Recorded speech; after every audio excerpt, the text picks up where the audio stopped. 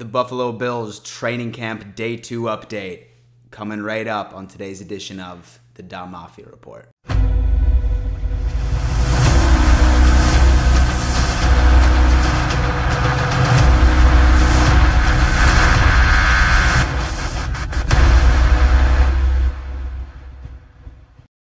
Yo ho ho, Dom Mafia. Welcome to yet another edition of the Dom Mafia Report. That is right, day 2 of the Buffalo Bills training camp has commenced, and we have a couple of pretty interesting storylines coming out of camp, not related to Cole Beasley still refusing to get a vaccine.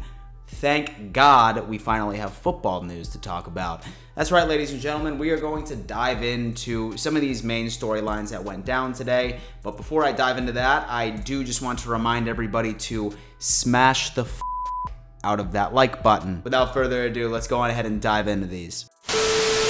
First off, the #1 story that completely blew my mind was Emmanuel Sanders' reaction to a throw that Josh Allen completed to Cole Beasley in practice today in the indoor facility. Now, I could sit here and I could paraphrase this for you, but at the end of the day, we might as well hear it from the man himself. We got a great team here. I mean, just the past 2 practices has just been amazing.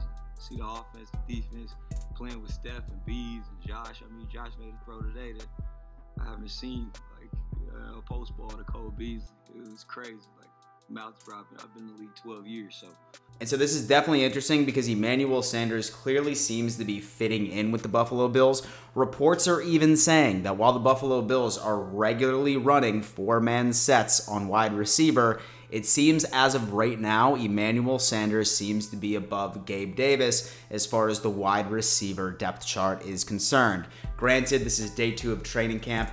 Anything can happen, but it very well may be that Emmanuel Sanders will be our 3rd best receiver on the team. And so next storyline ended up coming from the defensive side of the ball, which is great.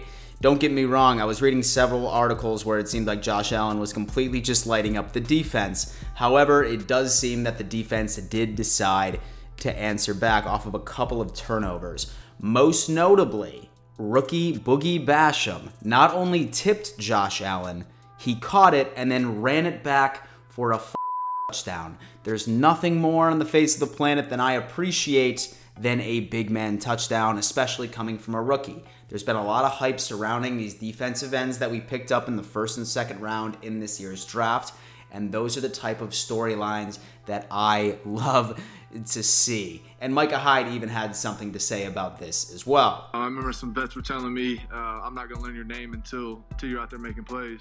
I know Boogie's name now. I mean, I knew it before because obviously I was talking about the draft and how Bean was helping us out in the back end, but making a play like that, making a splash play like that play of the day, and he'll continue to make plays. It's going to force the vets to know his name, and we'll really appreciate that. And so besides Boogie Basham, Micah Hyde also had a nice little soundbite talking about how amazed he was with the size of Gregory Rousseau, not believing that he was actually 7'7", which at least it seems like at this point.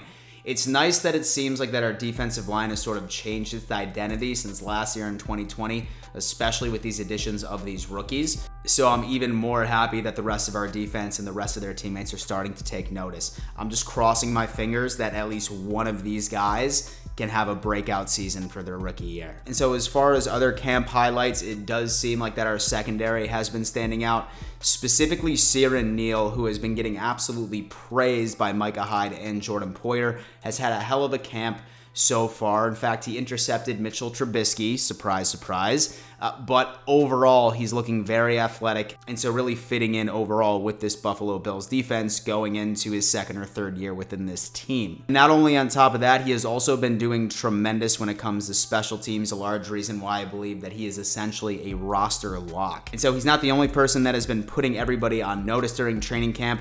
Dane Jackson, who is currently in a heated position battle with Levi Wallace for CB2, also ended up tipping away a pass intended for Isaiah Hodgins. So while it may have not been the flashiest play out there on the face of the planet, he has certainly made his presence known. And last player to stand out was certainly Isaiah McKenzie. So while according to an article by John Scott is not a roster lock by any means, he is also proving to be the veteran that has been on this team for the past couple of years. And in my opinion, I think he may very well be the #1 contender for our return man going into the 2021 season.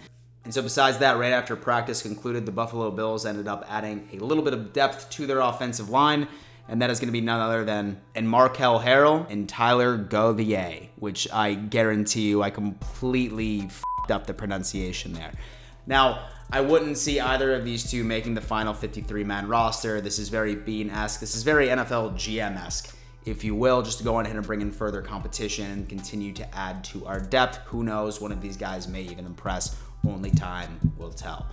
Down Mafia, thank you so much for tuning in to yet another edition of the Down Mafia Report. Do me a favor, leave a comment. What was your favorite storyline? I love hearing your takes.